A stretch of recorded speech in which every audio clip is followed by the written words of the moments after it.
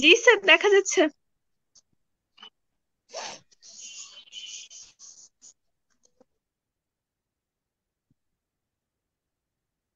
11টায় আমার সাথে ক্লাস ছিল কোন সেকশনের?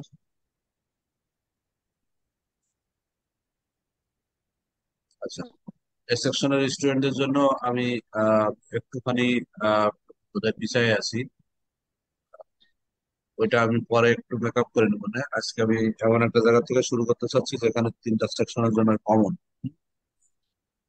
এই সেকশনের স্টুডেন্টের জন্য যেটুকু গ্যাপ আছে ওটা আমি ফিজিক্যাল ক্লাসে মেকআপ করি। তো আমরা শুরু করি। যদিও স্টুডেন্ট অনেক কম, কয়জন আসবে? সেকশন মিলায় স্টুডেন্ট প্রায় 100-র উপরে হবে।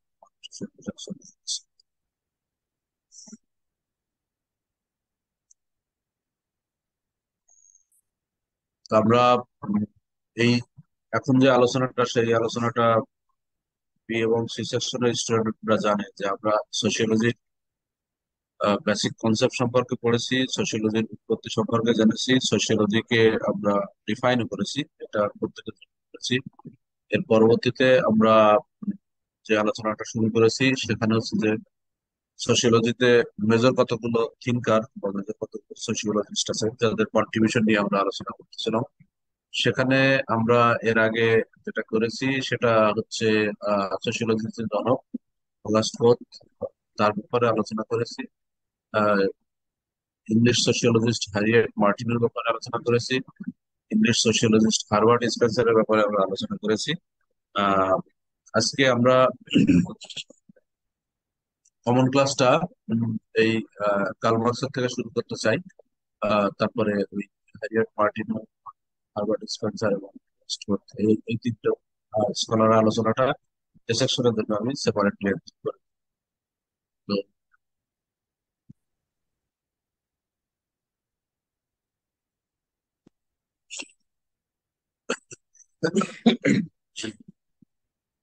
আমরা কার্ল মার্কসের নাম জানি।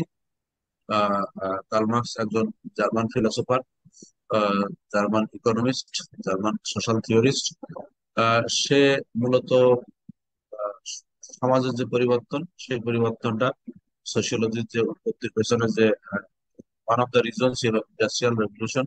সেই ইন্ডাস্ট্রিয়াল রেভলিউশন থেকে সোসাইটির মধ্যে যে পরিবর্তন, সেই পরিবর্তনটা ব্যাখ্যা করার ব্যাপারে তার বেশি কন্ট্রিবিউশন ছিল। কার্ল মার্কসের যে অবদান, সেই কার্ল মার্কসের অবদানটাকে আমরা এই ম্যাটেরিয়ালিস্ট কনসেপশন অফ হিস্ট্রি বলে আখ্যায়িত করি।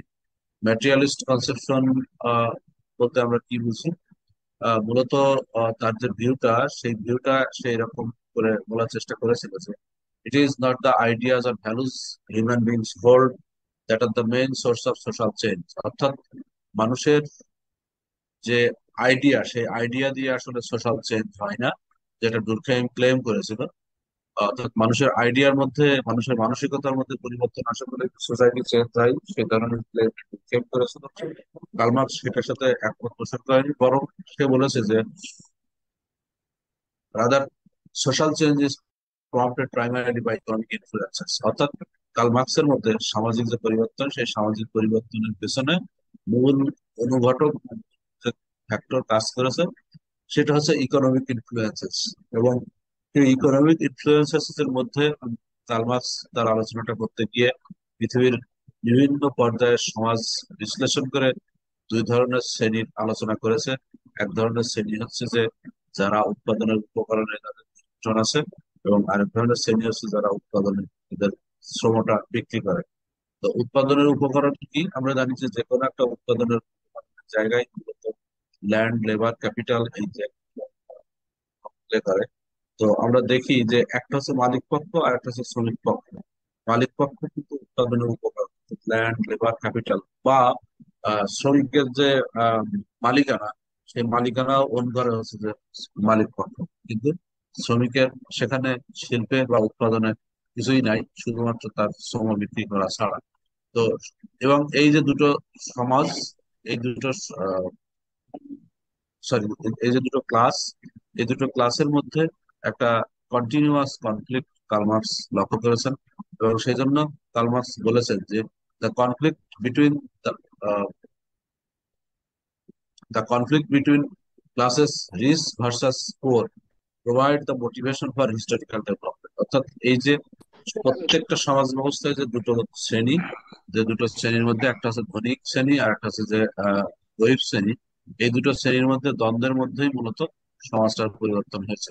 এবং সেই জন্য কার্ল মার্কস তার বিখ্যাত বই যে কমিউনিস্ট ম্যানিফেস্টো, সেই কমিউনিস্ট ম্যানিফেস্টোতে বলেছেন যে all human history Das far is the history of class struggle. অর্থাৎ পৃথিবীর ইতিহাসে যত ইতিহাস আছে তার পুরোটাই হচ্ছে যে শ্রেণীদ্বন্দ্বে পরিপূর্ণ। শ্রেণীদ্বন্দ্ব বলতে এখানে একটা হচ্ছে যে ক্লাস যাদের সবকিছু কন্ট্রোল করে, আর যাতে আরেকটা হচ্ছে যে যাদের কোনো কিছু কন্ট্রোল করা নেই, যারা শুধু তাদের শ্রমটাকে বিক্রি করে।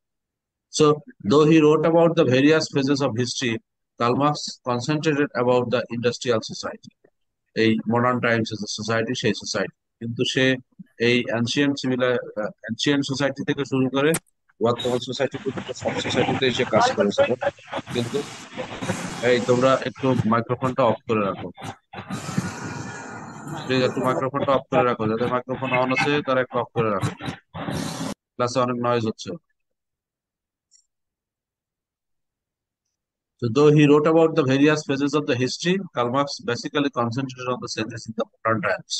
এবং এই যে মডার্ন টাইমস, সেই মডার্ন টাইমস এর যে চেঞ্জটা, সেই চেঞ্জটা মূলত বর্তমান সমাজের যে অর্থনৈতিক ব্যবস্থা, যেটাকে আমরা ক্যাপিটালিজম বা পুঁজিবাদ বলে জানি, সেই পুঁজিবাদের ভেতর থেকে আসলে এই সমাজ পরিবর্তনটা বেশি হয়েছে। এবং এই পুঁজিবাদী সমাজ ব্যবস্থাটার উদাহরণটাই উনি বেশি করে দিয়েছেন, যে পুঁজিবাদী সমাজ ব্যবস্থায় পুঁজির উপকরণ, পুঁজি পুঁজির মালিকানা, পুঁজির মালিকানা যে শ্রেণী থাকে সেই শ্রেণীটা হচ্ছে যে বুর্জোয়া শ্রেণী। আর যে শ্রেণীটা পুঁজিতে তাদের নিজেদের শ্রম বিক্রি করে তারা হচ্ছে যে শ্রমিক, তাদেরকে কার্ল মার্কস বলেছেন হচ্ছে proletariat. So those who own the capital factories machines and large sums of money from the ruling class. অর্থাৎ এই ক্যাপিটালিস্ট সোসাইটিতে একটা হচ্ছে রুলিং ক্লাস, একটা হচ্ছে শাসক শ্রেণী, আর একটা হচ্ছে শোষিত। শাসক শ্রেণীর মালিকানাই হচ্ছে যে সবকিছু, তারা তাদের মালিকানা আছে যে ক্যাপিটাল, তাদের মালিকানায় ফ্যাক্টরি, তাদের মালিকানায় মেশিন, তাদের মালিকানায় large sum of money, all are belonging to the ruling class. অন্যদিকে the mass of the population makes up a class of wage workers, অর্থাৎ একটা ওয়ার্কিং ক্লাস, একটা হচ্ছে রুলিং ক্লাস যেটা হচ্ছে শাসক শ্রেণী, আর একটা হচ্ছে যে ওয়ার্কিং ক্লাস যেটা হচ্ছে যে কর্মী।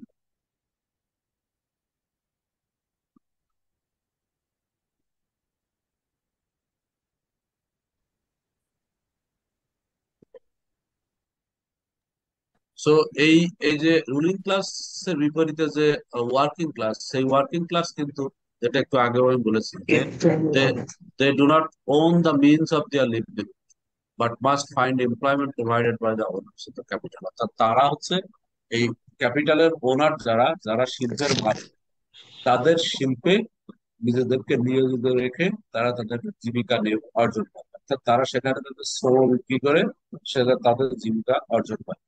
So capitalism is thus a class system in which conflict is inevitable because it is in the interest of the ruling class to exploit the working class and in the interest of the workers to seek to overcome that exploitation. অর্থাৎ এই capitalist হচ্ছে যে এমন একটা system, যে সিস্টেমে দুটো শ্রেণীর মধ্যে দ্বন্দ্ব খুবই অবধারিত। সেই দুটো শ্রেণী হচ্ছে, একটা হচ্ছে রুলিং ক্লাস আর একটা হচ্ছে ওয়ার্কিং ক্লাস। এবং এই রুলিং ক্লাস এবং ওয়ার্কিং ক্লাসের মধ্যে যে দ্বন্দ্ব, সেই দ্বন্দ্বের মাধ্যমে মূলত সমাজটা পরিবর্তন হয়, যেখানে রুলিং ক্লাস অলওয়েজ চায় যে এই ওয়ার্কিং ক্লাস যেটা, সেই ওয়ার্কিং ক্লাসটাকে এক্সপ্লয়েট করতে। So according to Karl Marx, in the future, capitalism will be supplanted by a society with no divisions between rich and poor. And he didn't mean that all inequalities would disappear. So Karl Marxের যে সমাজ চিন্তা, সেই সমাজ চিন্তায় পুঁজিবাদী সমাজ ব্যবস্থার পরে সে সমাজতান্ত্রিক সমাজ ব্যবস্থার কথা চিন্তা করেছেন, যে এই সমাজতান্ত্রিক চিন্তা ধারার মধ্যে আসলে কোনো শ্রেণী ভেদাভেদ থাকবে না। অর্থাৎ এই পুঁজিবাদী সমাজ ব্যবস্থার যে দ্বন্দ্ব, সেই দ্বন্দ্বের মাধ্যমে একটা সময় শ্রমিক শ্রেণী মালিক শ্রেণীকে তাদের ক্ষমতা থেকে উৎখাত করবে এবং এই সমাজের মধ্যে যে দুটো শ্রেণী আছে, সেই শ্রেণীর যে অস্তিত্ব, সেই অস্তিত্বটা শেষ করবে। তো সেই জায়গাটার কথাই আমরা বলছি যে কার্ল মার্কস তার যে ফিউচারের সোসাইটি, সেই সোসাইটিটাকে বলছে যে capitalism will be supplanted by society with no division between rich and poor. অর্থাৎ ক্যাপিটালিজম শেষ হয়ে যাবে, ক্যাপিটালিজম পরবর্তী আয়তে এমন একটা সমাজ আসবে যে সমাজের মধ্যে কোন রকমের রিচ এবং পুয়ারের জায়গাটা থাকবে না। Rather societies will no longer be split into a small class that monopolizes economic and political power। অর্থাৎ এখানে শ্রেণীর জায়গাটা কেমন হবে সেই প্রসঙ্গে কার্ল মার্কস একটুখানি ধারণা দিয়েছেন এরকম করে যে ভবিষ্যতে যে শ্রেণীটা আসবে সেই শ্রেণীর মধ্যে বিভিন্ন ছোট ছোট গ্রুপ থাকবে না, যে এই গ্রুপটা পলিটিক্যাল এবং রাজনৈতিক ক্ষমতাটা দখল করে রাখবে। অর্থাৎ এখন যদি বর্তমান বিশ্বে আমরা তাকাই, তাহলে দেখবো যে পৃথিবীর যে যাবতীয় অর্থ সম্পদ, সেই অর্থ সম্পদ একটা সিলেক্টেড পপুলেশনের হাতের মধ্যে সেটা কেন্দ্রীভূত। অর্থাৎ আমরা বলি যে পৃথিবীতে যদি যাবতীয় সম্পদের পরিমাণ হয় 100 টাকা, তাহলে সেই 100 টাকার 80 টাকার মালিকানা হচ্ছে যে 20 জনের হাতে, আর বাকি 20%-এর মালিকানা হচ্ছে যে 80 জনের হাতে। তার মানে বোঝা যাচ্ছে যে একটা সিলেক্টেড গ্রুপ যারা হচ্ছে অনেক ধনিক, যাদের সেখানে এই এই শ্রমিক শ্রেণী বা ওয়ার্কিং ক্লাস যেটা, তারা তাদের শিল্প কারখানায় কাজ করতেছে। তো এই সিস্টেমটাকে চেঞ্জ হয়ে একটা এমন একটা সিস্টেম আসবে যেখানে বলছে যে large mass of people who benefit little from the wealth of their working class creates. So the economic system that will develop in response to capitalist conflict will be characterized by communal ownership and will lead to a more equal society than we know at present। অর্থাৎ Karl মার্কসের মতে এই capitalist সোসাইটির পরে এমন একটা society আসবে যেটা সোশ্যালিস্ট সোসাইটি, যে সোশ্যালিস্ট সোসাইটিতে আসলে সম্পদের মালিকানা থাকবে হচ্ছে যে একটা কমিউনাল ওনারশিপ, অর্থাৎ একটা গ্রুপ অফ পিপল, এখানে কোনো ব্যক্তি না। সেটা হচ্ছে যে কার্ল মার্কসের আলোচনার মূল বক্তব্য।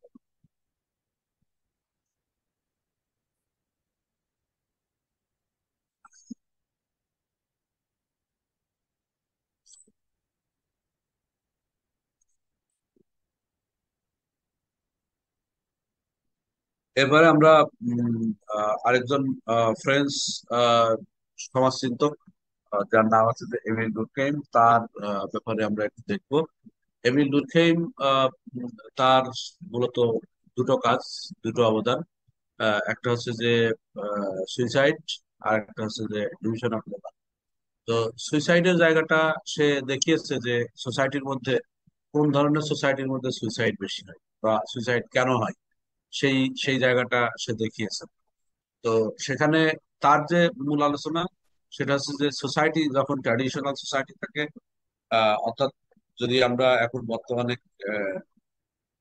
ক্যাপিটালিস্ট সোসাইটির আগের সোসাইটি যদি আমরা দেখি, ফিউডাল সোসাইটি বা এগ্রিকালচারাল সোসাইটির কথা যদি আমরা চিন্তা করি, ফিউডাল সোসাইটি বা এগ্রিকালচারাল সোসাইটিতে মানুষের মানুষের মধ্যে যে সলিডারিটি, অর্থাৎ সলিডারিটি মানে হচ্ছে যে ফ্যাটার্নিটি বা ভ্রাতৃত্ব বোধ যেটা, সেটা অনেক বেশি। এবং দুর্খেম দেখিয়েছেন যে এই সলিডারিটির কারণে, এই ফ্যাটার্নিটির কারণে মানুষের মানুষের মধ্যে যোগাযোগ বেশি, মানুষের মানুষের পারস্পরিক কোঅপারেশন বেশি, মানুষের মানুষের মধ্যে পারস্পরিক যে ইন্টারাকশন সেটা বেশি। এবং এইগুলোর কারণে এই সমস্ত সোসাইটিতে, অর্থাৎ ট্র্যাডিশনাল সোসাইটিতে সুইসাইড রেট কম। কিন্তু এখন কন্টেম্পোরারি মডার্ন সোসাইটিতে যদি আমরা চিন্তা করি, আমরা দেখি যে মানুষের মানুষের মধ্যে আন্তঃসম্পর্ক কম, মানুষের মানুষের মধ্যে পারস্পরিক যোগাযোগ কম। অর্থাৎ এই ঢাকা শহরের কথা যদি চিন্তা করি, তাহলে তুমি কোথায় আসো, তোমার নেইবারহুডে কে আছে, তোমার প্রতিবেশী কে, তুমি জানো না, তোমার প্রতিবেশীর সাথে তোমার কখনো ইন্টারাকশন হয়। ফলে মানুষের মানুষের মধ্যে যে সম্পর্কটা, সেই সম্পর্কটা হচ্ছে একটা দূরত্বের সম্পর্ক। কিন্তু তুমি যদি এখন গ্রামের বাড়িতে যাও, তুমি দেখবো যে তোমার সাথে তোমার আশেপাশের মানুষজন যারা, তাদের সাথে প্রত্যেক দিনের একটা ইন্টারাকশন হচ্ছে। এই ইন্টারাকশনের মাধ্যমে তোমার সলিডারিটি বৃদ্ধি পাচ্ছে, তোমার যে ভ্রাতৃত্ব বোধ যেটা, সেই ভ্রাতৃত্ব বোধটা বৃদ্ধি পাচ্ছে। এর ফলে আহ এমিল ডুরকheim যেটা বলেছে সেটা হচ্ছে যে এই সলিডারিটি লেভেল যে সোসাইটিতে বেশি, সেই সোসাইটিতে আসলে কোন রকমের এলিনেশন বা কোন রকমের বিচ্ছিন্নতা বোধ কাজ করতে পারে না, এবং সেই সোসাইটিতে সুসাইড রেট কম। ঠিক অন্যদিকে আরেকটা আহ, জায়গা সে দেখিয়েছে যে এই সোসাইটি যত উন্নত হয়, তত সোসাইটিতে ডিভিশন অফ লেবার হচ্ছে যে বাড়ে। ডিভিশন অফ লেবার বলতে কি বোঝাচ্ছে? ডিভিশন অফ লেবার হচ্ছে যে একটা কাজ করার জন্য ঠিক কতজন মানুষ ইনভলভ। অর্থাৎ যত বেশি ডিভিশন অফ লেবার বাড়ে, তত প্রোডাক্টিভিটি বাড়ে। এই ডিভিশন অফ লেবারের একটা এক্সাম্পল আমরা বাংলাদেশের প্রেক্ষাপটে এরকম করে দিতে পারি যে কিভাবে আধুনিক সমাজ ব্যবস্থায় ডিভিশন অফ লেবার বেড়েছে এবং কিভাবে সেই আধুনিক সমাজ ব্যবস্থার ডিভিশন অফ লেবার সিস্টেমটা আমার উৎপাদনে বিকশিত হচ্ছে। ধরা যাক কেউ যদি আমরা দেখে থাকি বা জেনে থাকি যে গ্রামের বাজারে একটা দর্জির দোকান, গ্রামের বাজারে একটা দর্জির দোকানে আমরা দেখবো যে একজনই মাত্র ব্যক্তি অথবা দুইজন মানুষ মাত্র ব্যক্তি, যে দুইজনের একজন হচ্ছে যে কাটিং এর কাজ করতেছে মাস্টার, আর একজন হচ্ছে যে সেলাইয়ের কাজ করতেছে। অথবা এমন অনেক দোকান পাওয়া যাবে গ্রামের বাজারে যেখানে একজনই মাত্র ব্যক্তি যে নিজেই কাটিং এর কাজ করতেছে এবং যে নিজেই সেলাইয়ের কাজ করতেছে।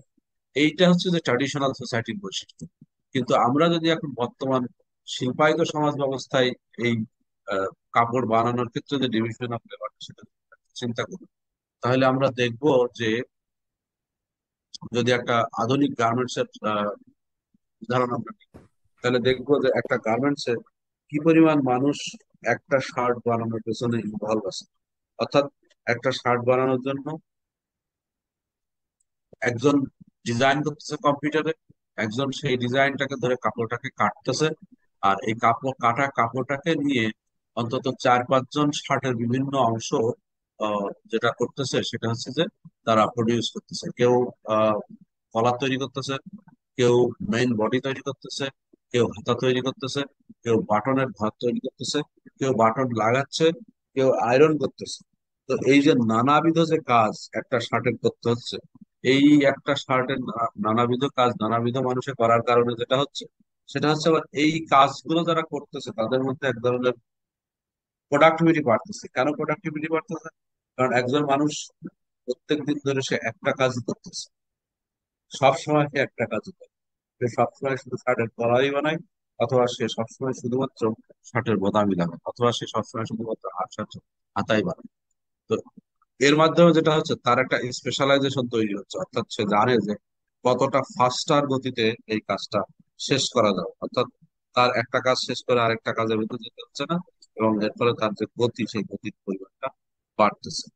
তো সেটা একটা গুরুত্বপূর্ণ দিক। এবং এর পাশাপাশি আরেকটা জিনিস যেটা সেটা হচ্ছে যে এই ডিভিশন অফ লেবার বেড়েছে সোসাইটির মধ্যে, কিন্তু ডিভিশন অফ লেবার বাড়ার কারণে যেটা হয়েছে তাদের হচ্ছে এখন পরস্পরের মধ্যে একটা ডিপেন্ডেন্সি বেড়েছে। অর্থাৎ আগে মানুষ নিজেরা অনেকটাই সেলফ সাস্টেন ছিল, এখন মানুষ যেটা করতে হচ্ছে সেটা হচ্ছে তার ডিপেন্ডেন্সি বেড়েছে। অর্থাৎ এই যে একজন যদি হাতা না বানায় দেয় তাহলে বা একজন যদি বডি না বানায় দেয় তাহলে বডি এবং হাতা দুইটা সংমিশ্রণ করা যাবে। ফলে কাজ করার জায়গায় যেটা আমাদেরকে দেখতে হয় সেটা হচ্ছে যে একই সাথে হাতা এবং বডি তৈরি হচ্ছে কিনা। যদি সেটা তৈরি না হয় তাহলে তখন দেখা যাবে যে একজন এগিয়ে আছে, একজন 5টা হাতা বানাইছে, সে 5টা হাতা বানায় বসে আছে, আর একজন মাত্র একটা বডি বানাইছে। তখন কিন্তু এটা কোনো লাভ হবে না, এটা সিনথেসিস করা যাবে না।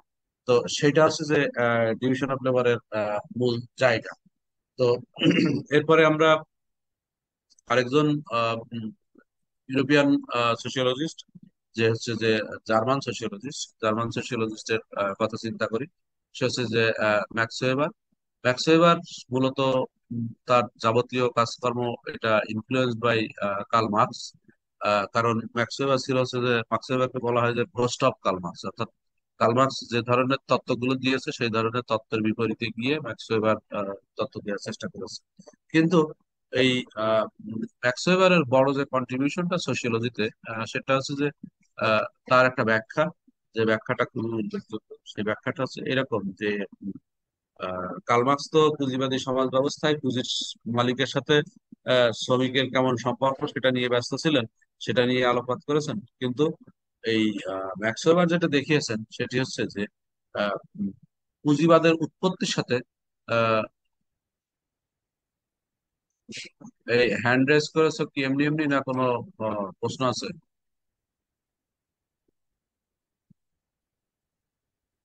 মাকসুদ না কি যেন নাম দেখলাম, আমি তো ফুল স্ক্রিনে তোমাদের দেখতে পাচ্ছি না। কারোর কোনো ইস্যু থাকলে আমার সাথে কথা বলো, হ্যান্ড না রেজ করে স্যার, কোনো লাভ হবে ইস্যু না। নাই স্যার। আচ্ছা, ওটা ভুলে চাপ চাপ করছে স্যার। বলে চাপ করছে, ঠিক আছে। কারো যদি কোনো ইস্যু থাকে তাহলে আমাকে কোশ্চেন করো।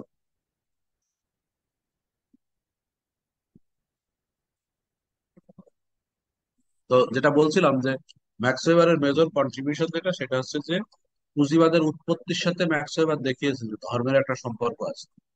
পুঁজিবাদের উৎপত্তি, পুঁজিবাদ, যেটা নিয়ে কার্ল মার্কস কাজ করেছে, পুঁজিবাদী সমাজ ব্যবস্থায় শ্রেণীদ্বন্দ্বের আলোচনা করেছে, সেইটার পাশাপাশি ম্যাক্স ওয়েবার যেটা দেখিয়েছেন সেটা হচ্ছে পুঁজিবাদের উৎপত্তির সাথে ধর্মের সম্পর্ক। ম্যাক্স ওয়েবারের একটা বিখ্যাত বই যেটা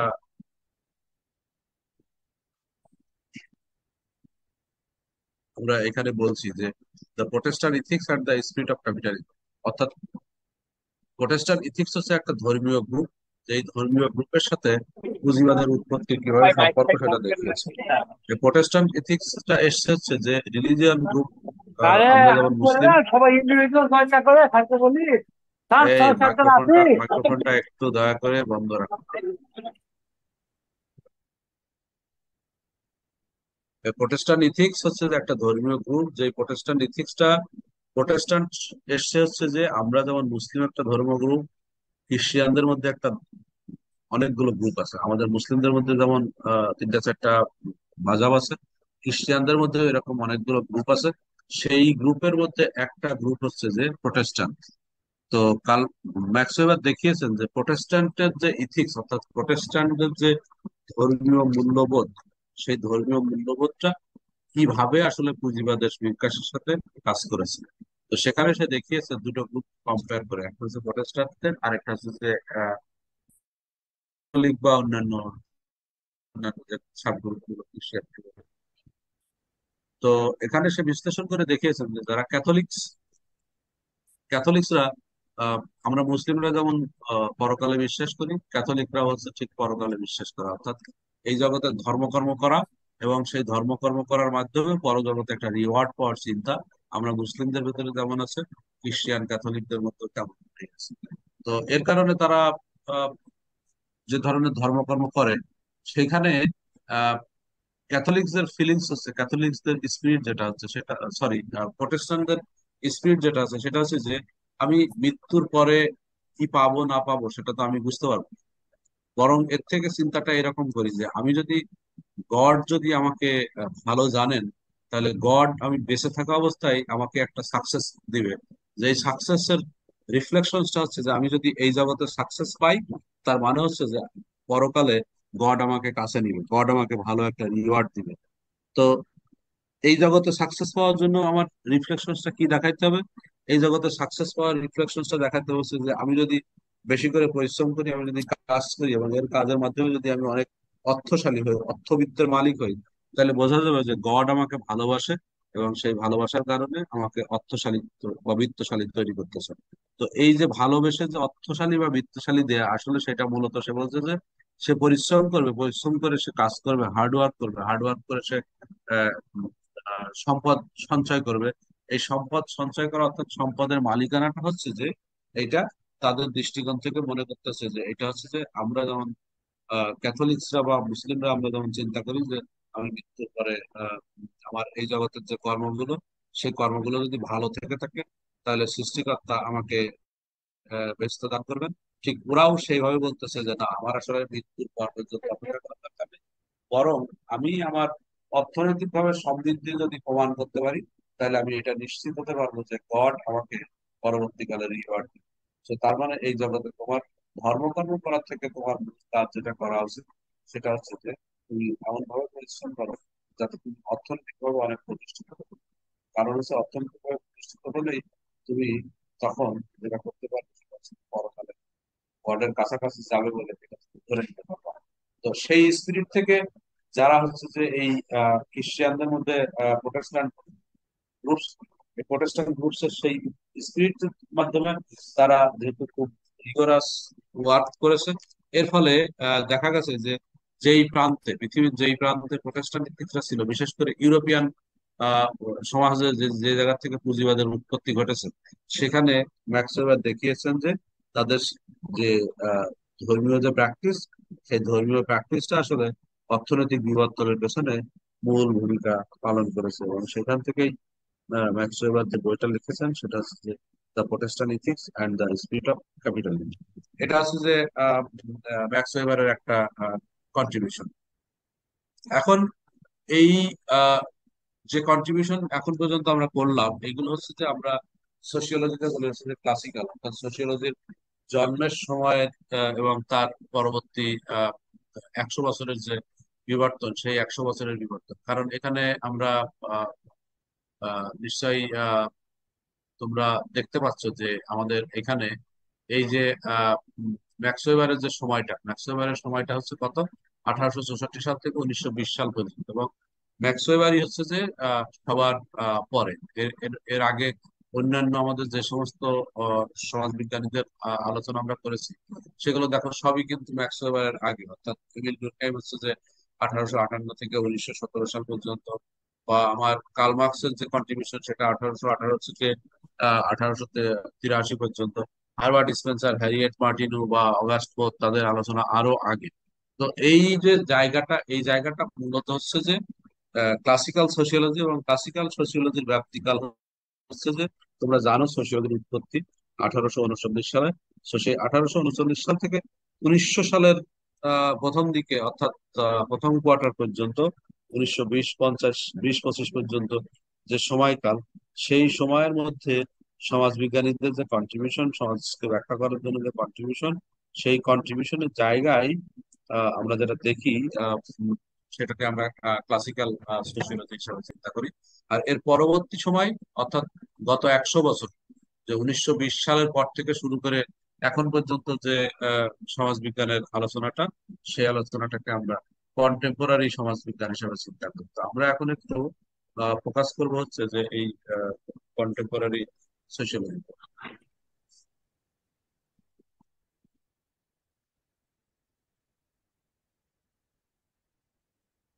সো সেই কন্টেম্পোরারি সোশিয়োলজির মধ্যে আমরা মোটা দাগে কতগুলো ভিউজ দেখবো। সেই ভিউজ গুলো নিয়ে আমরা একটু আলোচনা করবো। আমরা জানি যে সোশিয়োলজির উৎপত্তির সময়েই আমেরিকান রেভলিউশন সোশিয়োলজির উৎপত্তিতে একটা সিগনিফিক্যান্ট রোল প্লে করেছিল। কিন্তু আমরা কন্টেম্পোরারি সোশিয়োলজিতে দেখি যে ইউরোপিয়ান সোশিয়োলজিস্টের থেকে আমার আমেরিকান সোশিয়োলজিস্টরা এখানে সব থেকে বেশি পাওয়ারফুল একটা ভূমিকা রেখেছেন এই কন্টেম্পোরারি সোশিয়োলজি ডেভেলপমেন্টের জায়গায়। তো সেখানে আমরা কন্টেম্পোরারি সোশিয়োলজিতে যখন বলি, তখন আমরা তিন ধরনের স্কুলের কথা আমরা বলি। আহ, আহ, প্রথমত সিম্বলিক ইন্টারাকশনিজম। সেই সিম্বলিক ইন্টারাকশনিজমের জায়গাটা হচ্ছে এসেছে একজন বিখ্যাত আমেরিকান সোশিওলজিস্ট, যে জর্জ হারবার্ট মিড। সেই জর্জ হারবার্ট মিড, সে মূলত শিকাগো ইউনিভার্সিটিতে পড়াতো। তার যে পার্সপেক্টিভটা, তার যে দৃষ্টিভঙ্গিটা, সেই দৃষ্টিভঙ্গিটা পরবর্তীতে কালে তার আরো বেশ কিছু ফলোয়ার হয়েছে।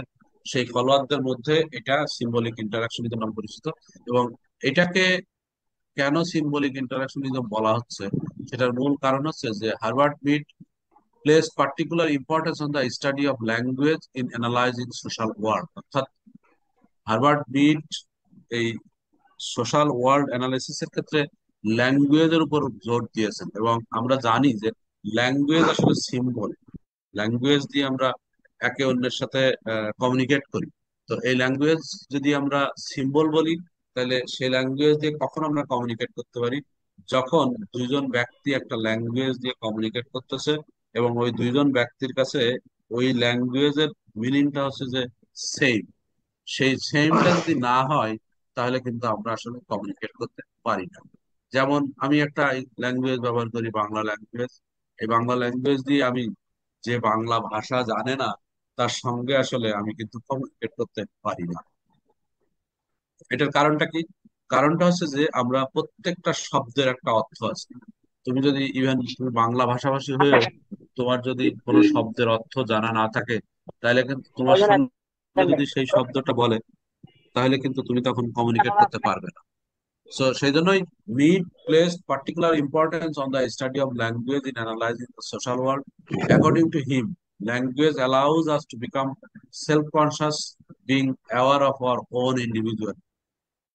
The key element in this process is the symbol, something that starts from something else. অর্থাৎ আমি খুব সহজভাবে যদি বলি, যে আমি এখন একটা আম গাছের কথা বলি। আমি একটা আম গাছ চিনি। এই আম গাছটা যে আম গাছ, এটা আমি কিভাবে জেনেছি আসলে?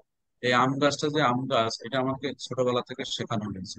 আমার সামনে একটা কম্পিউটার আছে, এই কম্পিউটারটা যে একটা কম্পিউটার, এটা আমাকে ছোটবেলা থেকে শেখানো হয়েছে, একটা ধারণা করা হয়েছে যে এটা হচ্ছে কম্পিউটার। অর্থাৎ আমরা যে শব্দগুলো বলি, সেই শব্দগুলো সম্পর্কে আমাদের একটা ভিজুয়াল রিপ্রেজেন্টেশন মনোজগতে ভেসে ওঠে। অর্থাৎ আমি যখনই একটা শব্দ ব্যবহার করি, সেই শব্দের একটা অর্থ, সেই শব্দের একটা ভিজুয়াল রিপ্রেজেন্টেশন আমার মনোজগতে ভেসে ওঠে, এবং সেটা দিয়ে আমি কমিউনিকেট করি। এখন কারোর কাছে যদি আম গাছ বলার ফলে তার মনোজগতে যদি চিন্তা হয় যে সে একটা কলা গাছের ছবি আহ ধারণ করেছে, তাহলে কিন্তু এটা দিয়ে অন্য কেউ কমিউনিকেট করতে পারবে না। তো সেই কমিউনিকেশনের জায়গায় যেটা লাগবে সেটা হচ্ছে যে একটা সিম্বল, এবং সেই সিম্বলের একটা মিনিং, যেই মিনিংটা এই কমিউনিকেশনের সাথে যতজন ব্যক্তি জড়িত আছে তাদের প্রত্যেকের একই রকম ভাবে আসলে জানা থাকতে হবে। মিনিংটা যদি এক একজনের কাছে এক এক রকমের হয়, তাহলে সে কিন্তু এটা জানতে পারবে। যার জন্য আমরা বলছি যে, for example, the word tree is a symbol by which we represent the object tree. অর্থাৎ যখন আমি ট্রির কথা বলি, আমি যখন একটা গাছের কথা বলি, তখন আমার মনোজগতে ভেসে ওঠে আসলে গাছটা কেমন।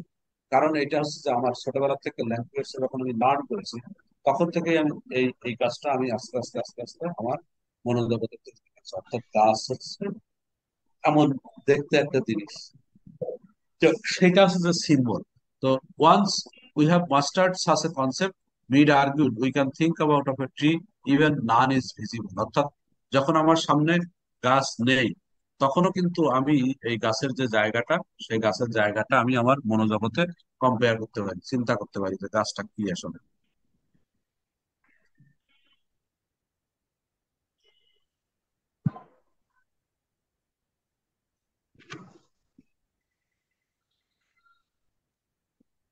তো জর্জ হেলবার্ট মিড তার এই সিম্বলিক থটের কথা যে যে প্রসঙ্গে বলছে যে, symbolic thought frees us from being limited in our experience to what we can actually see, hear and feel. অর্থাৎ সিম্বলটা যখন মানুষ আস্তে আস্তে তার আহ, মনোজগতে ধারণ করতে থাকে, তখন সিম্বল ধারণ করার পরে সে কিন্তু ফ্রি হয়ে যায়। তখন তার কমিউনিকেট করার ক্ষেত্রে এই সিম্বলের অর্থটাই হচ্ছে যে মুখ্য বিষয় হয়ে দাঁড়ায়।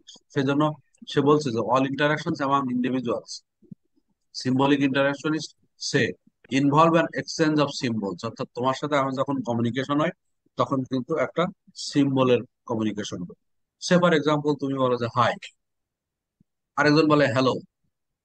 তো এখন তুমি হাই বললে আরেকজন যে হ্যালো বলতেছে, এটা কেন বলতেছে? কারণ যাকে, যে হাই বলতেছে, যার উদ্দেশ্য বলতেছে, সে কিন্তু জানে যে হাই এর অর্থটা কি। সে কিন্তু শিখেছে যে হাই এর বলার বিপরীতে তাকে হ্যালো বলতে হয়। অর্থাৎ এইটা যদি সে না শিখে থাকে কোনো সোসাইটির থেকে, তাহলে কাউকে যদি তুমি গিয়ে বলো যে হাই, তাহলে সে কি হ্যালো বলবে? এটা চিন্তা করার জন্য খুব বেশি দূরে যেতে হবে না। তুমি, হাই হ্যালো কালচার হচ্ছে যে আমার আহ, শহরের শিক্ষিত শ্রেণীর মধ্যে। এখন তুমি যদি কোনো একটা গ্রামীণ জনগোষ্ঠীতে গিয়ে তুমি যদি বলো যে হাই, সে আসলে তোমাকে কোনো রেসপন্স করবে? তোমাদের কি মনে হয়? না স্যার। কারণ সে আসলে হায়ের অর্থটা জানে না, এবং হায়ের বিপরীতে তোমাকে কমিউনিকেট করতে হবে সেটা সে জানে না। তো সেটাই আমরা বলছি যে, যখনই আমরা এই এক্সচেঞ্জ করি না কেন, সেই এক্সচেঞ্জের পেছনে একটা সিম্বল আমি ব্যবহার করি, এবং সেই সিম্বলের অর্থটা যারা এক্সচেঞ্জ করে তাদের প্রত্যেকের কাছে জানা থাকতে হবে। So when we interact with others, we constantly look for clues to discern what types of behavior is appropriate in the context and interpret what others are up to. অর্থাৎ এটা আমরা আগে যে আলোচনাটা করেছিলাম তার সাথে কানেক্ট করে বলবো যে, আমরা সোশিওলজিতে এই জিনিসটা নিয়ে আলোচনা করি যে, আমি যখনই কারোর সাথে ইন্টারাকশন করি, তখনই আমি খেয়াল রাখি আমার মাথার ভিতরে যে আমি যার সাথে ইন্টারাকশন করছি, তার সাথে আসলে আমার কোন ধরনের বিহেভিয়ার করা উচিত। অর্থাৎ আমার সোশ্যাল নর্মস, আমার রুলস, রেগুলেশনস আমাকে আসলে কি পারমিট করতেছে, যে আমাকে কিভাবে কমিউনিকেট করতে হবে, কিভাবে কার সাথে কথা বলতে হবে, সেটা কিন্তু আমাকে শিখিয়ে দিচ্ছে। So symbolic interactionism directs our attention to the detail of interpersonal interaction and how that detail is used to make sense of what others say and do. এরপরে আমরা আরেকটা স্কুল অফ থটের কথা বলবো, যেটা হচ্ছে যে ফাংশনালিজম। ফাংশনালিজমের ধারণাটা এসছে উম, যাদেরকে আমি হার্ভার্ড স্পেন্সার পড়িয়েছি তাদের জন্য বিষয়টা ইজি হবে, হার্ভার্ড স্পেন্সার যাদের পড়ায়নি তাদেরও সমস্যা হবে না, আমি একটু এক্সপ্লেন করবো ফাংশনালিজম। আমরা খেয়াল আছে তোমাদের যে হার্ভার্ড স্পেন্সারের মূল জায়গাটা কি ছিল, মূল কাজটা কি ছিল, কেউ বলতে পারবা?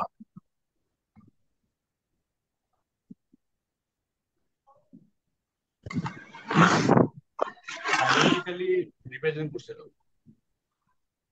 হ্যাঁ বলো। সোসিওলজিকে বায়োলজিক্যালি মানে থিওরি গুলো দিয়ে রিপ্রেজেন্ট করছিল। তার মধ্যে একটা থিওরি বলো যেটা আমি কানেক্ট করতে পারবো, কি বলেছে সে?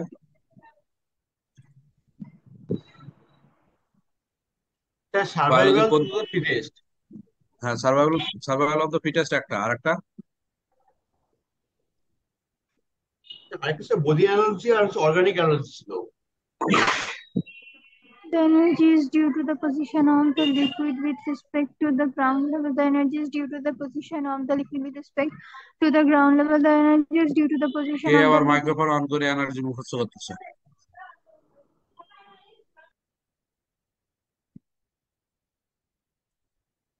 এই যে অর্গানিক যে অ্যানালজির কথা বললাম, সেই অর্গানিক অ্যানালজিটা হচ্ছে যে ফাংশনালিজমের মূল জায়গা। অর্থাৎ অর্গানিক অ্যানালজিতে কি বলা হয়েছে, বডির যে বিভিন্ন অর্গান গুলো, সেই অর্গান গুলো একে অন্যের সাথে ফাংশনালি ডিপেন্ডেন্ট, তাই না? সেটা আমরা বলছিলাম না?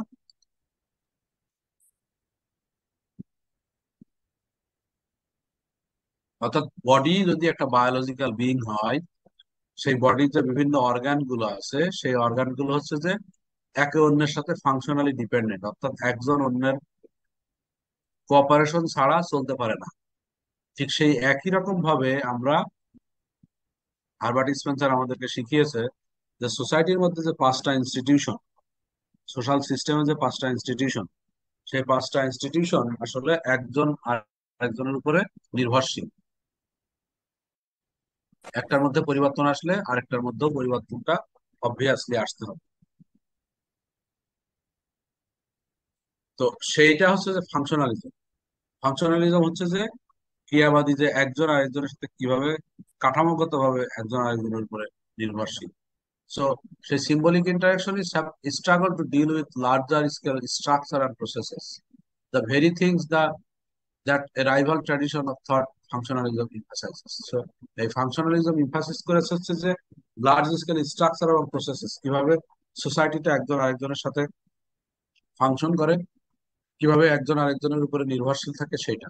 So to study the function of a social activity is to analyze its contribution to the continuation of the society as a whole. অর্থাৎ এই মানুষের যে বডি, বডির মধ্যে যে বিভিন্ন অর্গান আছে, সেই অর্গান গুলো একজন আরেকজনের সাথে ফাংশনালি কানেক্টেড হয়ে, ফাংশনালি ডিপেন্ডেন্ট হয়ে আসলে কিন্তু পুরো শরীরটাকে চালিত করে এবং এই পুরো শরীরটা চলে। ঠিক তেমনি ভাবে সোসাইটির ক্ষেত্রেও হচ্ছে যে ওই ফাংশনালিজমের মাধ্যমে সোসাইটির যে বিভিন্ন অর্গান গুলো আছে, অর্থাৎ family, economic institution, education institution, political institution, religious institution, সহ যে পাঁচটা ইনস্টিটিউশন, সেই পাঁচটা ইনস্টিটিউশন তারা কিন্তু এককভাবে চলে না, তারা হচ্ছে যে সবাই একজন আরেকজনের উপর নির্ভরশীল হয়ে চলে এবং এর মাধ্যমে সমাজ, পুরো সমাজ ব্যবস্থাটা আমরা বোঝার চেষ্টা করতে পারি। So the best way to understand this idea is by analogy to the human body, যে আলোচনাটা আমি করলাম, a comparison that so Spencer, Durkheim and other functionalist authors made. So functionalism emphasizes the importance of the moral consensus in maintaining order and stability in the society. আমরা order of the society একদম প্রথম দিকে আলোচনা করেছিলাম, সেখানে আমরা দেখেছি যে কিভাবে কোন কনটেক্সটে সোসাইটির মধ্যে অর্ডারটা আসলে মেনটেন করে। অর্থাৎ সোসাইটির মধ্যে যে অর্গান গুলো আছে সেই অর্গান গুলো যদি ফাংশনালিজম না থাকে, যদি ফাংশনালি কানেক্টেড না থাকে, তাহলে কিন্তু সে ফাংশন করবে না। So moral consensus exist when most people share the same values. অর্থাৎ মোরাল কনসেনসাস তখনই থাকবে যখন পিপল ধারণ করা হচ্ছে যে সেম ভ্যালু, সোসাইটির মধ্যে যারা বসবাস করে তারা সবাই যদি সেম ভ্যালু ধারণ করে তাহলেই কেবল হতে পারে। যেমনটা আমি গল্পটা বলেছিলাম যে হাত পা এবং নাকি হাত পেট এবং মুখের গল্প বলেছিলাম। অর্থাৎ তারা যখন ভিন্ন ভ্যালুস ধারণ করলো সেই জন্য তখন বললো যে হাত পরিশ্রম করে, মুখ পরিশ্রম করে, আর পেট বসে বসে খায়। কিন্তু এটা যদি একটা এরকমের ভ্যালুস ধারণ করে যে না আসলে হাত, মুখ এবং পেট এটা একটা বডির তিনটা অর্গান, কিন্তু একটা বডির এই তিনটা অর্গান সার্ভাইভ করার জন্য প্রত্যেককেই আসলে সমানভাবে কন্ট্রিবিউট রাখতে হবে। যদি প্রত্যেককে আমরা সমানভাবে কন্ট্রিবিউট না রাখি তাহলে সেটা কিন্তু আমার মিনিংফুলি কন্ট্রিবিউট করবে না। সো এই ফাংশনালিজম যেই জায়গাটার ইমফেসিস করলো যে সেটা হচ্ছে যে যদি আমার সবাই সেম ভ্যালু ওন করে তাহলে সেটা একটা কনসেনসাস তৈরি করবে। So functionalist regard order and balance as normal state of society, অর্থাৎ একটা নর্মাল সোসাইটি যদি হয় তাহলে সেই সোসাইটির মধ্যে একটা অর্ডার থাকবে, সেই সোসাইটির মধ্যে একটা ব্যালেন্স থাকবে। অর্থাৎ আমরা অনেক সময় দেখি ক্যাওয়াটিক সোসাইটি, অনেক সময় দেখি আমরা ডিসঅর্ডার সোসাইটি। অর্থাৎ এই ডিসঅর্ডার সোসাইটি বা কেওয়াটিক সোসাইটিতে যে জিনিসটা হয় সেখানে আমাদের কোনো ব্যালেন্স থাকে না, সেই জন্য সেটাকে আমরা একটা ডিসইকুইলিব্রিয়াম সোসাইটি বলি। সো সোশ্যাল ইকুইলিব্রিয়াম ইজ মূলত grounded on the moral consensus among the members of the society. অর্থাৎ একটা সোসাইটি কতটা ইকুইলিব্রিয়াম থাকবে বা কতটা ব্যালেন্স থাকবে বা কতটা একটা সমতার মধ্যে দিয়ে থাকবে সেটা নির্ভর করতেছে যে ওই সোসাইটির মানুষ যারা আছে তারা কি আসলে কমন ভ্যালুস ধারণ করে। যদি কমন ভ্যালুস ধারণ করে তাহলেই কেবল সোসাইটিটা একটা ইকুইলিব্রিয়ামের অবস্থার মধ্যে থাকে। তো এই জায়গাটা পরবর্তীকালে যে সমস্ত ব্যক্তিদের কর্মে ঋদ্ধ হয়েছে তাদের মধ্যে আমরা দেখি যে functionalism became prominent in sociology through the writings of the Talcott Parsons and Robert K. Martin. তারা দুজনই হচ্ছে যে আমেরিকান সোশিওলজিস্ট। এই রবার্ট কে মার্টনের স্টুডেন্ট হচ্ছে ট্যালকট persons, the ease of whom saw functionalist analysts as providing the key to the development of the sociological theory and research. So Martin distinguishes between manifest and latent functions. So এই ফাংশনালিজমের মধ্যে যেটা আমরা বলছিলাম যে function, সেই ফাংশনের ক্ষেত্রে Robert কে মার্টন ধরনের ফাংশনের কথা বলেছে। একটা হচ্ছে ম্যানিফেস্ট ফাংশনস আর একটা হচ্ছে যে latent functions. So manifest functions হচ্ছে যে যেটা আমরা সোসাইটিতে দেখতে পাই, আর ল্যাটেন্ট ফাংশন হচ্ছে যেটা আমরা দেখতে পাই না কিন্তু সোসাইটিতে হিডেন অ্যাপ্রোচে কাজ করে। এরপরে আমরা আরেকটা কন্টেম্পোরারি থিওরির দিকে আলোকপাত করতে পারি যেটাকে আমরা বলছি কনফ্লিক্ট থিওরি। এই কনফ্লিক্ট থিওরি যেটা third influential approach in sociology is conflict theory. Conflict theory মূলত সোশিওলজিতে এসেছে হচ্ছে যে কার্ল মার্কসের যে থিওরিটিক্যাল পার্সপেক্টিভ, সেই কার্ল মার্কসের থিওরিটিক্যাল পার্সপেক্টিভ থেকে এই কনফ্লিক্ট থিওরিটা এসেছে। So in general, conflict theories underscore the role of coercion and power in producing social order. এটা যেটা কার্ল মার্কস আমাদেরকে দেখিয়েছেন যে শ্রেণীদ্বন্দ্ব, অর্থাৎ একটা শ্রেণীর সাথে আরেকটা শ্রেণীর যে দ্বন্দ্ব, সেই দ্বন্দ্বের মাধ্যমে যে বিকাশ, সেই বিকাশটা দেখিয়েছেন। তো সেই সেই জায়গাটাকে ধারণ করেই এই কনফ্লিক্ট থিওরি, যার জন্য আমরা কনফ্লিক্ট থিওরির যারা উত্তরসূরি তাদেরকে কার্ল মার্কসের উত্তরসূরি হিসেবে আমরা জানি। এবং এইখানে কার্ল মার্কস যে কথাটা বলেছিলেন, যেটা আমরা আগে আলোচনা করেছিলাম, যে কার্ল মার্কস মূলত দান্দিকতার মাধ্যমে, দান্দিকতাটা কার মধ্যে, দান্দিকতা হচ্ছে যে রুলিং ক্লাস এবং ওয়ার্কিং ক্লাস বা এলিট ক্লাস বা হচ্ছে যে ওয়ার্কিং ক্লাস, এদের মধ্যে যে দ্বন্দ্ব, সেই দ্বন্দ্বের মাধ্যমে সমাজের পরিবর্তন।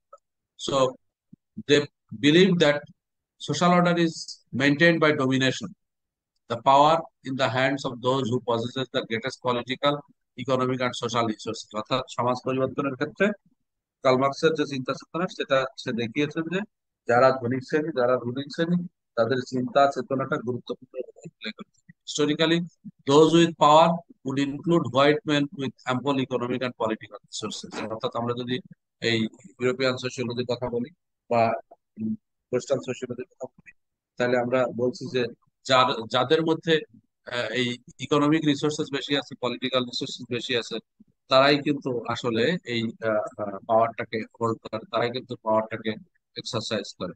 সেটা হচ্ছে যে এই কি বলে যে আমার কনফ্লিক্ট থিওরির মূল জায়গা।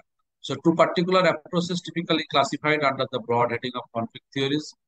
একটা হচ্ছে যে মার্কসিজম, যেটা কার্ল মার্কসের অনুসারীরা, আর একটা হচ্ছে ফেমিনিস্ট, যেটা হচ্ছে যে যারা ফেমিনিজম থেকে এসছে, ফেমিনিস্ট যারা নারী এবং পুরুষের মধ্যে একটা ইকুয়ালিটির কথা বলে, নারী এবং পুরুষের মধ্যে ইকুয়ালিটির চিন্তা করে, তাদের জায়গা থেকে এসছে।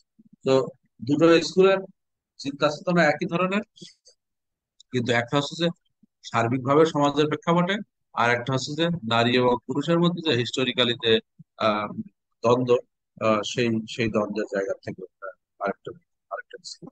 তো এটা হচ্ছে যে আমাদের কনফ্লিক্ট স্কুলের মূল যে জায়গা সেটা। এরপরে আমরা আরেকটা থিওরির আলোচনা করতে পারি, যেটা হচ্ছে যে rational choice theory. Rational choice থিওরিটা মূলত এসেছে হচ্ছে যে ম্যাক্স ওয়েবারের যে পার্সপেক্টিভ, সেই ম্যাক্স ওয়েবারের পার্সপেক্টিভের জায়গা থেকে এসেছে। So Max Weber thought that all behaviour could be divided into four categories. সেখানে behaviour oriented towards higher values such as politics, behavior oriented towards habits such as walking to school or on a familiar path. 3 নম্বরে বলছে যে behavior oriented towards affect, which is emotion, such as falling in love, or behavior oriented towards self-interest, such as making money. So behavior in the last category is often called the instrumental or rational action. এই economics যেটার উপর দাঁড়িয়ে আছে, যে rational choice theory, যে এই self interest, অর্থাৎ ব্যক্তি সবসময় কাজ করেছে তার সেলফের ইন্টারেস্টের জায়গা থেকে, অর্থাৎ তার নিজের জন্য যে জায়গাটা ইন্টারেস্ট, নিজের জন্য যে জায়গাটা বেনিফিট দিবে, সেই জায়গাটা সে কাজ করে। In recent years, many sociologists have adopted an approach that focuses on this type of behavior. What type of behavior? যেখানে সেলফ ইন্টারেস্ট আছে, যেখানে ব্যক্তি বা অন্য কোনো কাজ যেটা তার আগ্রহ, সেটা হচ্ছে মূল জায়গা। So this approach has led numerous scholars to ask under what conditions human behavior can be said to constitute rational responses to opportunities and constraints. So the rational choice approach posits that if you could have only a single variable to explain society, self-interest could be the best one. অর্থাৎ আমি যদি আমার সমাজকে ব্যাখ্যা করতে চাই, তাহলে প্রত্যেকটা ব্যক্তির ক্ষেত্রে সব থেকে গুরুত্বপূর্ণ জায়গা কি হবে? সব থেকে গুরুত্বপূর্ণ জায়গা হচ্ছে ওই ব্যক্তির স্বার্থ। অর্থাৎ তুমি, এই সমাজের সবাই according to rational choice theory, আমরা আসলে যেটা চিন্তা করি সেটা আসলে আমরা যে কাজ করি সেই কাজের পেছনে হচ্ছে যে আমার ব্যক্তির স্বার্থ, অর্থাৎ আমার নিজের স্বার্থটা কি, সেই স্বার্থ অনুযায়ী আমি আসলে এই রেশনাল চয়েস থিওরিটাকে apply. So a person who believes in this approach might even use it to explain things that seem irrational. অর্থাৎ ব্যক্তিগত স্বার্থের কারণে আমরা এমন ভাবে করি যে যেটা একেবারে অযৌক্তিক একটা কোনো ঘটনা, অযৌক্তিক একটা কোনো বিষয়, অযৌক্তিক একটা কোনো ডিমান্ড, কিন্তু আমরা মনে করতেছি যে না, এটাই যৌক্তিক, আমারটাই তো আগে দেখতে হবে, তারপরে চলতে পারবে। অর্থাৎ প্রত্যেকেই প্রত্যেকেরটাকেই বেশি প্রায়োরিটি দিতে চাই, যেটা কন্টেম্পোরারি সোসাইটির একটা কমপ্লেক্সিটির জায়গা তৈরি হয়ে গেছে। তো এটাই হচ্ছে আমার রেশনাল চয়েস থিওরি। আমরা এখানে মেজর থিওরি গুলোর একটা সামারাইজেশন করেছি, যে আলোচনা আমরা করেছি সেই আলোচনার একটা সামারি, এটাই যাব না। এরপরে আমরা আহ, যে আলোচনাটাই যাব, সেই আলোচনাটা আমরা একটু আগে করেছিলাম, সেটা হচ্ছে যে সায়েন্টিফিক স্ট্যাটাস অফ সোশিওলজি, অর্থাৎ সোশিওলজি কি আসলে একটা সায়েন্টিফিক ডিসিপ্লিন কিনা।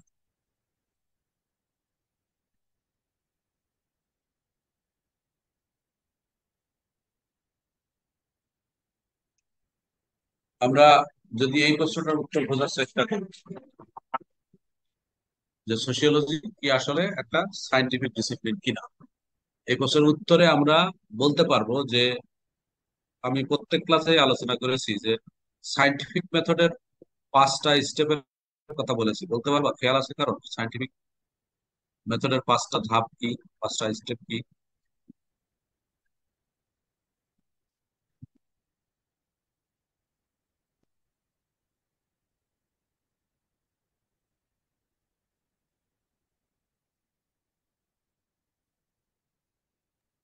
আমার কথা শুনতে পাচ্ছ? অবজার্ভ, হ্যাঁ, অবজার্ভ, প্রথমে অবজারভেশন, হ্যাঁ, তারপর হচ্ছে observation, right, record, classify, generalise, generalisation, generalisation, action, verification. তারপর আছে ভেরিফিকেশন। এই analyzation the data, draw conclusion, হয়তো observation, recording, classification, generalisation, verification. verification. তাহলে এই 5টা ধাপ যদি আমরা গবেষণায় ফলো করতে পারি, তাহলে আমরা বলবো যে সেই ধাপটা হচ্ছে, সেই গবেষণাটা হবে একটা সায়েন্টিফিক মেথড। এবং আমরা এটা সোশ্যাল রিসার্চ বা সোশিওলজির যে গবেষণা, সেই গবেষণার ক্ষেত্রে এই 5টা ধাপ আমরা ব্যবহার করে আমরা গবেষণা করতে পারি। তো সেই জন্য আমরা বোধহয় এরকম করে বলতে পারি যে সোশিওলজির স্ট্যাটাস আসলে সাইন্টিফিক, অর্থাৎ সোশিওলজি কি সাইন্টিফিক ডিসিপ্লিন কিনা। তুমি যেমন ইঞ্জিনিয়ারিং এ অনেক সাবজেক্ট পড়তেছো যেগুলো হচ্ছে সাইন্টিফিক ডিসিপ্লিন, তুমি ফিজিক্স পড়তেছো, তুমি হয়তো সিভিল ইঞ্জিনিয়ারিং এ কেমিস্ট্রি পড়তেছো না, কিন্তু তুমি ফিজিক্স পড়তেছো বা তুমি অন্যান্য যে বিষয়গুলো পড়তেছো সেগুলো সাইন্টিফিক। কিন্তু তেমনি ভাবে যদি কোশ্চেন করি যে সোশিওলজিও আসলে সাইন্টিফিক কিনা, সেই সাইন্টিফিকের জায়গাটা আমরা ব্যাখ্যা করতে পারি আসলে যে এই ডিসিপ্লিনটা কোন মেথড দিয়ে গবেষণা করে, সেই মেথডটা যদি সাইন্টিফিক মেথড দিয়ে সে গবেষণা করতে পারে, তাহলে এই ডিসিপ্লিনটাকেও আমরা আসলে একটা সাইন্টিফিক ডিসিপ্লিন হিসেবে আমরা চিন্তা করতে পারবো। তো সেই জন্য আমি ওই 5টা স্টেপের যে আলোচনাটা আমরা করেছিলাম, সেই 5টা স্টেপের আলোচনায় আমরা এটা বোঝার চেষ্টা করতেছি যে এটা একটা সাইন্টিফিক ডিসিপ্লিন। এখন এটাকে যদি আমরা সাইন্টিফিক ডিসিপ্লিন হিসেবে চিন্তা করি, তাহলে একটা প্রশ্ন আসলে আমাদের মাথায় আসে, যেটা সেটা হচ্ছে যে সায়েন্স বলতে আমরা আসলে কি বুঝি, সায়েন্স সম্পর্কে আমাদের ধারণা কি। তোমরা তো সবাই সায়েন্স পড়ে আসছো, তোমাদের ধারণাটা কি আসলে সায়েন্স বলতে আমরা কি বুঝি, বলতে পারবা কেউ? স্যার, সায়েন্স হচ্ছে তাই যা প্রকৃতির বিভিন্ন ঘটনাকে ব্যাখ্যা করতে সক্ষম। কিরকম?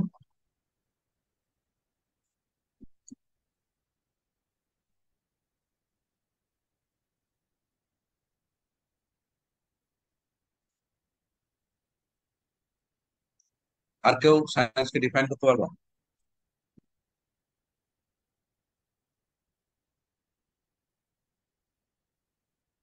স্যার সায়েন্স মানে হচ্ছে কোনো কিছু নিয়ে স্পেশাল কোনো নলেজ অ্যাকোয়ার করা। স্পেশাল নলেজ, উদাহরণ দিতে পারবা? স্যার যৌক্তিক নলেজ আর কি স্যার।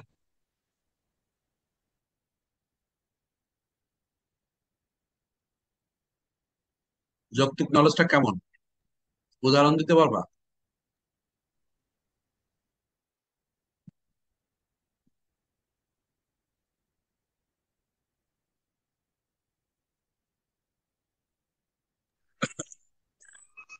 স্যার মানে রিসার্চ থিসিস এইসব করে লজিক্যাল কোনো প্রুফ পেয়ে সেটাকে যদি এস্টাবলিশ করি তাহলে সেটা লজিক্যাল। তাহলে ওই যে আমরা যে 5টা ধাপের কথা বললাম, সেই 5টা ধাপ দিয়ে আমরা তো আসলে রিসার্চই করলাম, তাই না? জি স্যার। জি স্যার। সো এই 5টা ধাপের মাধ্যমে আমরা রিসার্চ করলাম, সাইন্টিফিক মেথড ব্যবহার করে আমরা রিসার্চ করে নলেজ প্রডিউস করলাম, যেই নলেজটা এখন সবাই গ্রহণ করবে। কারণ হচ্ছে কি যে আমরা যে সাইন্টিফিক মেথডের 5টা ধাপ ব্যবহার করেছি। সো সায়েন্স সম্পর্কে আসলে এক একজনের এক এক রকমের ধারণা মনে হয়, কিন্তু আমরা যেটা বলতে চাচ্ছি সেটা হচ্ছে যে the term science should mean all knowledge collected by the means of scientific method. তার মানে ওই যে সাইন্টিফিক মেথড যেটা আলোচনা করেছি 5টা ধাপ, এই 5টা ধাপ ফলো করে যে নলেজটা আমরা প্রডিউস করি সেটাই আসলে সায়েন্স, সেটা যে কোনো ডিসিপ্লিনের ক্ষেত্রেই হোক না কেন।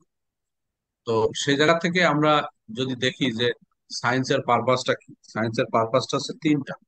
সায়েন্সের পারপাস হচ্ছে কোন একটা ঘটনাকে ডেসক্রাইব করা, সায়েন্সের পারপাস হচ্ছে যে সেই আহ, কোন একটা বিষয়ের মধ্যে রেগুলারিটি ডিসকভার করা, আর সায়েন্সের আরেকটা পারপাস হচ্ছে যে the formulation of theories and laws. তো যদি আমি এখানে আহ, উম, নিউটনের গল্পটা বলি, নিউটনের থিওরি অফ রিলেটিভিটির গল্প যেটা, সেটা এই 3টা পারপাসকে ব্যাখ্যা করবে। তোমাদের কি মনে হয়, বুঝতে পারো? নিউটনের থিওরি অফ রিলেটিভিটি যে গল্পটা, সেই গল্পটার মধ্যে এই 3টা পারপাস আছে কিনা, জি জি স্যার অবশ্যই। কিভাবে একটু বলা যাবে?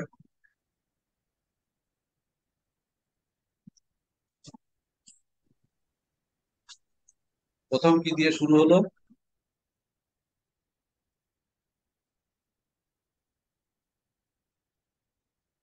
প্রথম শুরু হলো যে অ্যাপেল ফলস ডাউন, তাই না? জি স্যার। জি অর্থাৎ স্যার। সে সেটা ডেসক্রাইব করলো যে আপেল পড়ে পড়ে যায়, নিচের দিকে পড়ে যায়। দ্বিতীয়টা বলছে Discovery of regularity. Discovery of regularity হচ্ছে যে এটা কি সব জায়গায় একই রকম ঘটে, প্রত্যেকটা স্থান কাল পাত্র ভেদে সর্বত্র কি এটা একই রকম যে আপেল নিচের দিকেই পড়ে যায়? সেটার প্রমাণ সে পেলো যে না, স্থান কাল পাত্র ভেদে সব জায়গায় আপেলটা পড়ে যায়, তাই তো? জি স্যার। জি স্যার। এখন তারপরে যেটা দাঁড়ালো, এটার প্রেক্ষাপটে দাঁড়িয়ে সে আসলে থিওরি অফ রিলেটিভিটি দাঁড় করালো, যেটা ফর্মুলেশন অফ থিওরিজ এন্ড ল, অর্থাৎ যে স্যার কেন থিওরি অফ আসলে, গ্র্যাভিটি এটা স্যার, সরি, রিলেটিভিটি না।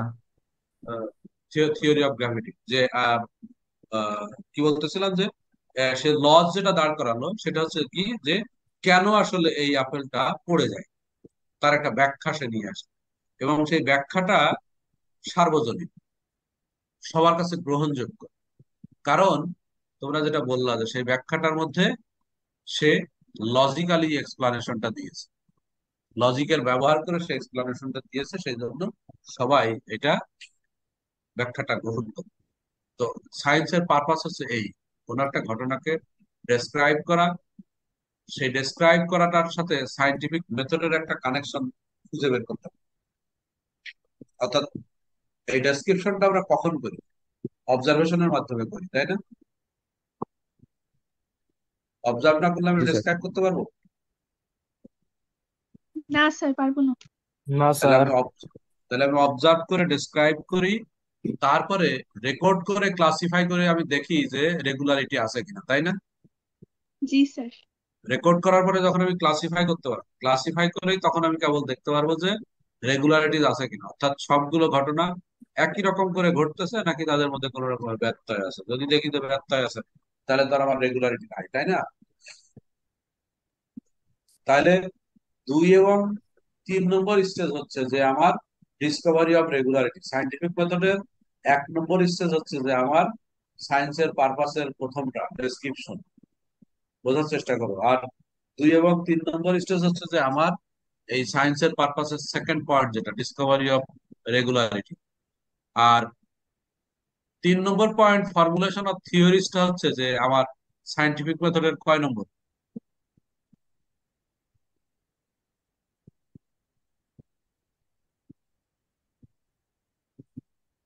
4 নম্বর না? স্যার জেনারেলাইজেশন না?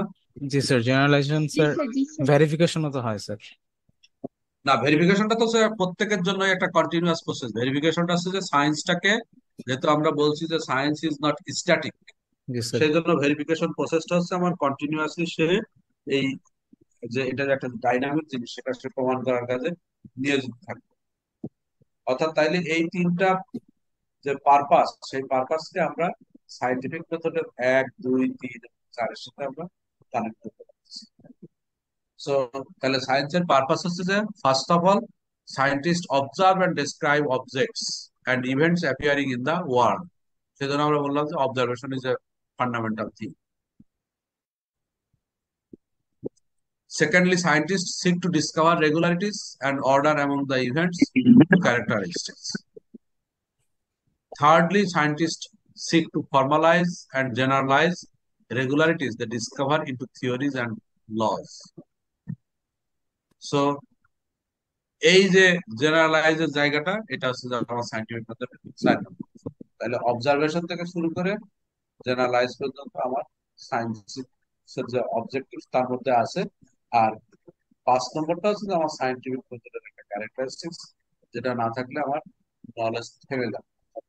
ভেরিফিকেশন প্রসেস যদি আমাদের না থাকে, তাহলে নলেজ আলটিমেটলি থেমে যাবে।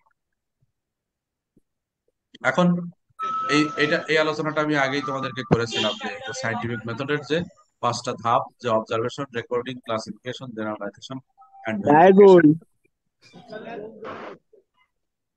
এখন আমরা এই ক্যারেক্টারিস্টিক্স অফ সায়েন্স, একটা কমেন্ট আছে, এই কমেন্টটার আলোচনাটা করবে। সায়েন্স যে ক্যারেক্টারিস্টিক্স গুলো, সেই ক্যারেক্টারিস্টিক্স গুলো সোশিওলজির ক্ষেত্রে অ্যাপ্লাই করা যায় কিনা, যায়, তাহলে আমরা দেখতে পারবো সোশিওলজি একটা সায়েন্টিফিক ডিসিপ্লিন।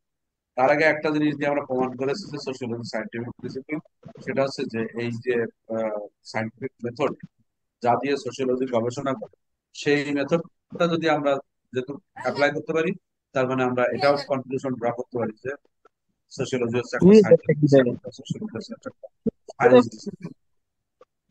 আমরা এই ক্যারেক্টারিস্টিক্স অফ সায়েন্সটা কি আজকে শেষ করে দিব?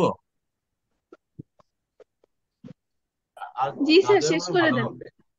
ওকে, তাহলে আমরা এখানে সায়েন্সের কতগুলো ক্যারেক্টারিস্টিক্স আছে, যে ক্যারেক্টারিস্টিক্স এর মধ্যে একটা হচ্ছে যে সায়েন্স হচ্ছে লজিক্যাল, যে কথাটা তোমরা বলতেছিলে, আমি তখন জিজ্ঞেস করলাম যে সায়েন্স কি, সায়েন্স হচ্ছে লজিক্যাল।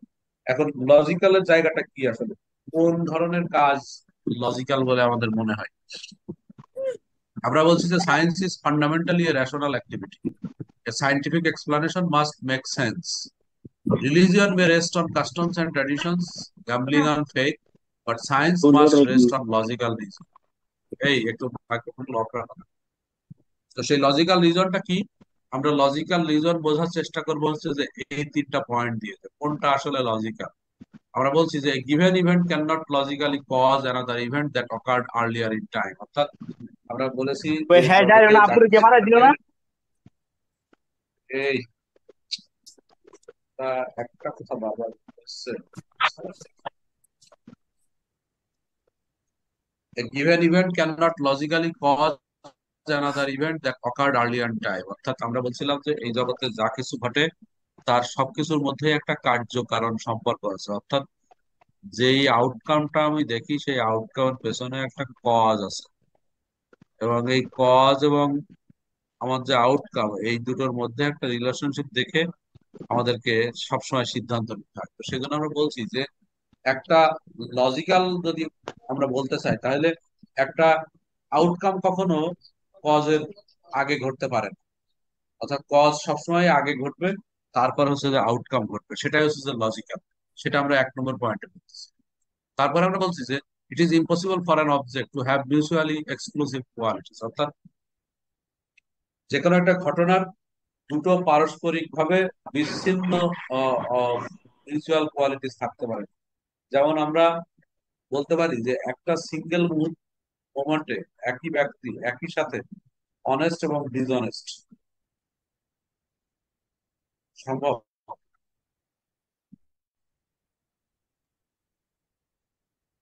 না স্যার। তো সেটা হচ্ছে যে আমার মিউচুয়ালি এক্সক্লুসিভ কোয়ালিটিস, এবং যেহেতু মিউচুয়ালি এক্সক্লুসিভ কোয়ালিটিস থাকতে পারে না, সেজন্যই আমরা বলছি যে a given event can not have two mutually exclusive results, অর্থাৎ যেহেতু মিউচুয়ালি এক্সক্লুসিভ কোয়ালিটিস থাকতে পারে না, ফলে মিউচুয়ালি এক্সক্লুসিভ রেজাল্টও থাকতে পারে। যেমন উদাহরণ দিলে তোমরা বুঝতে পারবে যে আমরা খেলার মাঠে যখন কয়েন টস করি, তখন তার আউটকাম কয়টা? একটা হচ্ছে হেড আর একটা হচ্ছে টেইল, তাই না? কিন্তু একটা কয়েন ফ্লিপ করলে একই সাথে কি হেড এবং একই সাথে টেইল পাওয়ার সম্ভাবনা আছে? না স্যার। না স্যার। নাই। না স্যার। অর্থাৎ তার যেহেতু দুইটা মিউচুয়ালি এক্সক্লুসিভ কোয়ালিটি থাকতে পারে না, ঠিক সেই কারণেই একই সঙ্গে ড্র করলে তুমি দুইটা মিউচুয়ালি এক্সক্লুসিভ রেজাল্টও পাইতে পারো। তুমি যে কোনো একটা রেজাল্ট পাবে, হয় হেড পাওয়া নাহলে টেইল পাওয়া, কিন্তু একই সাথে সে হেড এবং একই সাথে সে টেইল দুইটা পাওয়া।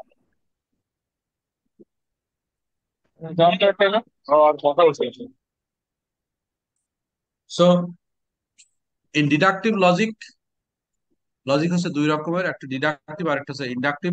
ডিডাকটিভ লজিকে logicians start from some general law and applies it to a particular instance, আর ইন্ডাকটিভ লজিকে ওয়ান স্টার্ট ফ্রম অবজারভেশন, এবং যে অবজারভেশন থেকে জেনারেলাইজেশনের মাধ্যমে সে এই কনক্লুশন ড্র করে, যেটা আমরা ওই সাইন্টিফিক মেথডে দেখেছি। সাইন্টিফিক মেথডের যে অবজারভেশন, সেই অবজারভেশনের পরে আমরা রেকর্ড করি, তারপরে ক্লাসিফাই করি, তারপরে আমি জেনারেলাইজ করি, সেটা হচ্ছে যে আমার একটা প্রসেস, সেটা হচ্ছে ইন্ডাকটিভ লজিকের পার্ট। আর ডিডাকটিভ লজিকের পার্ট হচ্ছে যে ইন্ডাকটিভ লজিকের মাধ্যমে যখন কোন একটা থিওরি এস্টাবলিশ হয়ে যাবে, তখন সেই থিওরি ধরে যখন আমরা কনক্লুশন ড্র করতে চাই, তখন সেটা হচ্ছে আমার ডিডাকটিভ লজিক। এরপরে আমরা বলছি যে science is deterministic. Science is deterministic, আমরা বলেছি যে সায়েন্স হচ্ছে কজ অ্যান্ড ইফেক্টে বিশ্বাস করে। So science is based on the assumption that all events have antecedent causes that are subject to identification and logical understanding. অর্থাৎ আমরা বলতে স্যার পারি এরকম করে। বলছিলাম, বলো। স্যার বলছি আজকে এই পর্যন্ত রাখলে হবে, বাকিটা আমরা নেক্সট ক্লাসে করি। আমাদের ক্লাস আছে। সেটা আমাদের একটু স্যার, সেটা তো আমি আগেই জিজ্ঞেস করলাম। স্যার এদের বাস আছে তো স্যার, আমার এখনো রওনা দেওয়া হয়নি স্যার, এই জন্য বললাম যদি একটু স্যার কি করা যায়। বাস আবার কিসের? স্যার বাসায় যেতাম একটু স্যার। ও, বাসায় যাওয়া, ক্লাস নাই। জি স্যার। স্যার অনেকদিন স্যার অনেকদিন বন্ধ তো তার জন্য সবাই বাসায় যেতেছে। স্যার অনেকদিন বন্ধ ধরে যাইনি স্যার, 3 মাস। বন্ধ স্যার মানে 3 মাস কিসের ধরে বন্ধ? বাসায় যাইনি স্যার। বন্ধ মানে কিসের বন্ধ তোমাদের? স্যার আরে বন্ধ না তো স্যার স্যার, অনলাইনে ক্লাস অনলাইন অ্যাটেন্ড ক্লাস করবো। স্যার। ও আচ্ছা, ভার্সিটি স্যার ডুবে গেছে স্যার। ভার্সিটি ঢুকে গেছে বন্যায়। জি স্যার। স্বপ্ন যাবে বাড়ি আমার।